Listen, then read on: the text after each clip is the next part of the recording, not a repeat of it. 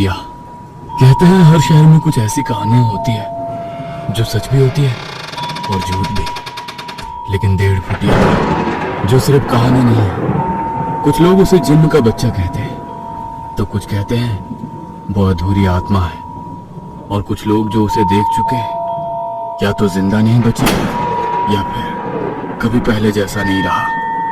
मध्य प्रदेश के एक छोटे से कस्बे नरसिंहपुर रोड के पास की कॉलोनी में अचानक अजीब घटनाएं शुरू हुई। लोग रात में गायब हो गए। सीसीटीवी में सिर्फ एक छोटा सा काला साया दिखता, और हर केस में एक चीज कॉमन थी। मरने वाले ने मरने से पहले पीछे एक बार मुड़कर जरूर देखा था। राघव, एक क्राइम जर्नलिस्ट, इस केस की तह तक जाने आया। उसे ऐसी कहानियों में दिलचस्पी थी, लेकिन वो अंधविश्वासी नहीं था। ऐसे ही एक रात जब किसी की मौत हुई, अगली सुबह वो थाने पहुंच गया और उसने पुलिस से पूछा, सर, ये तीसरी मौत है, कोई क्लू? नहीं, किसी ने मारने वाले को नहीं देखा। वो कोई पैटर्न? हाँ, मरने से पहले 2 लोगों ने कहा उन्हें किसी बच्चे की आवाज आई थी। ये सीसीटीवी फुटेज देखो। इंस्पेक्टर के कहने पर राघव ने एक सीसीटीवी फुटेज देखा। रात के करीब 2:17 पर एक आदमी सड़क पर चल रहा था। अचानक वो रुकता है और पीछे देखता है और डर के मारे भागने लगता है। तभी कोई पीछे से उसके कंधे पर झपटता है और कैमरा ब्लैंक हो जाता है। राघव हैरानी से दोबारा उस वीडियो को देख ही रहा था कि एक बूढ़ी औरत वहां आई और इंस्पेक्टर से बोली, तुम जिस चीज को ढूंढ रहे हो वो इंसान नहीं है, वो जिन्न का बच्चा है, अधूरा अधमरा। उसकी लंबाई सिर्फ 1.5 फुट है, लेकिन उसकी ताकत इंसान से 100 गुना ज्यादा। उसकी बात सुन इंस्पेक्टर और राघव एक दूसरे की ओर देखने लगे। राघव ने आगे बढ़कर उससे बात की। अब कौन है आप? ये किसके बारे में बात कर रही है? मेरा नाम शकीला आपा है। मैं उसकी बात करने आई हूँ जिसे आप ढूंढ रहे हैं। ये क्या बोल रही हैं आप? वो हमेशा पीछे से बुलाता है। उसकी आवाज कभी बच्चे जैसी होती है, कभी किसी अपने की। उसकी आंखें पूरी काली होती हैं और उसका चेहरा आधा जला हुआ। वो परछाई खा जाता है। जिसकी परछाई वो खा ले, वो इंसान धीरे धीरे अंदर से खत्म हो जाता है। आप बेमतलब की अफवाह मत फैलाओ। ये अफवाह नहीं है, सच है। आप बस लोगों को बोल दो कि अगर पीछे से कोई आवाज आए तो मुड़ कर ना देखें। 21वीं सदी में 18वीं सदी की बातें कर रहे हो।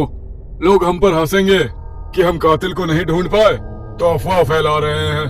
राघव शकीला आपा की बातें सुन रहा था। उसकी आंखें देखकर उसे यकीन होने लगा कि यह औरत झूठ नहीं बोल रही है। ये सच है या अफवाह? इसका पता मैं लगा कर रहूंगा। मैं खुद इसका पता लगा कर रहूंगा। राघव ने तय किया, आज रात वो खुद बाहर जाएगा। वो अंधेरी रात में बाहर निकला। रात के 2 बज रहे थे। सड़क खाली थी। अचानक किसी बच्चे की आवाज आई, भैया। आवाज सुन राघव रुक गया। आवाज पीछे से आई थी। उसका दिल जोर से धड़कने लगा। भैया, मुझे घर जाना है। राघव ने धीरे धीरे पीछे देखा और जो उसने देखा उसकी रूह कांप गई। वहां एक छोटा सा बच्चा खड़ा था, लेकिन उसका शरीर टेढ़ा मेढ़ा था। हाथ लंबे, पैर उल्टे, चेहरा आधा जला हुआ और आंखें पूरी काली, बिना पुतली के। वो धीरे से मुस्कुराया और फिर अचानक वो जमीन से उछला और सीधा राघव के सीने पर आ गिरा। अचानक झटके से राघव जमीन पर गिर पड़ा। उसे लगा जैसे उसकी सांस रुक रही है। वो चीज उसकी छाया को पकड़ने की कोशिश कर रही थी, राघव खुद को बचाने की कोशिश कर रहा था, मगर वो कामयाब नहीं हुआ। अंधेरे में उसकी चीख गूंजने लगी। तभी राघव को शकीला आपा की बात याद आई कि लोहे से वो डरता है। उसने जेब से चाबी निकाली और उस पर वार किया। जैसे ही राघव ने उस पर वार किया, वो चीख कर पीछे हट गया और फिर गायब हो गया। मगर साथ ही गायब हो गई राघव की परछाई। यह देख राघव को डर लगने लगा, क्योंकि शकीला आपा ने बताया था कि जिस इंसान की परछाई को वो खा ले, वो धीरे धीरे खत्म हो जाता है। राघव तुरंत शकीला आपा के पास पहुंचा और उन्हें सारी बात बताई। ये तो बहुत बुरा हुआ, अब तुम्हें कोई नहीं बचा सकता। मेरे साथ चाहे कुछ भी हो जाए, मगर अब मुझे उसे खत्म करना है। मुझे उसके बारे में सारी बात बताओ, और आपको उसके बारे में सब कैसे पता ये बताओ। बूढ़ी शकीला आपा ने जब राघव को सारी बात बताई तो उसको उनकी बातों पर यकीन ही नहीं हुआ। यहाँ एक रसूखदार व्यक्ति के कहने पर तांत्रिक ने इसे बुलाया है, ताकि लोग डरकर उस कॉलोनी को खाली कर दे और करोड़ों की जमीन बिल्डर को कौड़ियों के भाव में मिल जाए। और आज राघव को निशाना बनाना भी प्लान का ही हिस्सा था, ताकि न्यूज़पेपर के जरिए लोगों तक ये बात जल्दी से पहुंच जाए। आपको ये सब कैसे पता? मरने वाले में सबसे पहला इंसान मेरा पति था। उसकी परछाई गायब थी। तब मौलवी जी ने सारी बात पता की और वो पुलिस को कुछ बता पाती, ताकि वो लोगों की मदद कर पाए। उसके पहले ही उन्हें भी मार दिया गया। वो ये सब खुद के फायदे के लिए कर रहा है। तुम जो कोई भी हो, मुझे नहीं डरा सकते। मैं दोबारा तुम्हारा सामना करने के लिए आ रहा हूँ। कहते हुए राघव ने फैसला किया वो उस जगह जाएगा जहाँ ये सब शुरू हुआ था।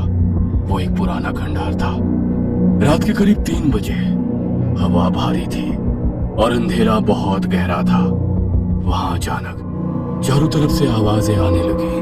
भैया, राघव, मुझे बचाओ। राघव घबराकर इधर उधर देखने लगा और फिर वो सामने आया। इस बार और भी भयानक। उसका शरीर जगह जगह से फट रहा था। अचानक उसका पूरा शरीर फट गया और उसके अंदर से एक काला धुआं निकला। एक बड़ा डरावना जिन्न। उसे देख राघव ने शकीला आपा के बताए मंत्र पढ़ना शुरू किया और उसने जिन्न के आसपास लोहे की साकल का घेरा बनाया। जिन्न चीखने लगा और फिर धीरे धीरे गायब हो गया। राघव को लगा 1.5 फुटिया खत्म हो गया। अगले दिन सब कुछ सामान्य लग रहा था। राघव ने केस बंद कर दिया। लेकिन उसी रात जब वो सो रहा था, उसे पलंग के नीचे से आवाज आई। भैया। उसने धीरे धीरे नीचे देखा और उसके बेड के नीचे 2 काली आंखें उसे घूर रही थी। रात के उस खौफनाक मंजर के बाद राघव की नींद जैसे टूट गई थी। बहुत ही डरावना सपना था। कहते हुए वो पानी पीने के लिए पलंग पर से उठने की कोशिश करने लगा, मगर शरीर हिल नहीं रहा था। उसने महसूस किया कोई उसके सीने पर बैठा है, भारी, ठंडा और जिंदा। धीरे धीरे उसकी आंखें नीचे गईं और वहां वही काली आंखों वाला 1.5 फुटिया वो मुस्कुरा रहा था। अब तू मेरा है, तुझे कोई नहीं बचा सकता। राघव चीखना चाहता था, लेकिन आवाज उसके गले से बाहर नहीं आई। मगर जब वो सुबह उठा तो सब कुछ नॉर्मल था, लेकिन उसकी परछाई अब उसकी नहीं थी। राघव ने ऑफिस के लिए तैयार होते वक्त खुद को आईने में देखा। सब ठीक था, लेकिन जैसे ही उसने आवाज सुन पीछे देखा, उसकी परछाई उसके साथ नहीं हिल रही थी।